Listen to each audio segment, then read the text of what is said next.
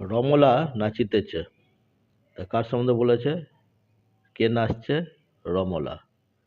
তাহলে প্রথমে কি দিব? রমলা। প্রথমে কি দিতে হয়? সাবজেক্ট, তারপর ভার্ব, তারপর অবজেক্ট, তাই তো? তো তার আগে দেখে নিতে হবে যেটা কোন টেন্স। রমলা নাচিতেছে মানে রমলা এখন নাচছে, এটা হচ্ছে প্রেজেন্ট কন্টিনিউয়াস টেন্স। যে কাজটা এখনই করা হচ্ছে বোঝালে তাকে প্রেজেন্ট কন্টিনিউয়াস টেন্স বলে। তাহলে রমলা নাচিতেছে মানে রমলা এখন এই কাজটা করছে, নাচা যে কাজটা ভার্বটা এখন হচ্ছে।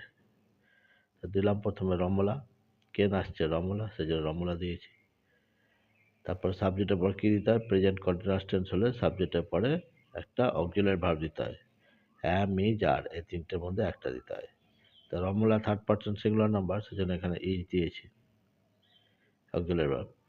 এরপর কি দিব? ভার্ব, এবং ভার্বের সঙ্গে আইএনজি যোগ হবে। তো ভার্ব কি?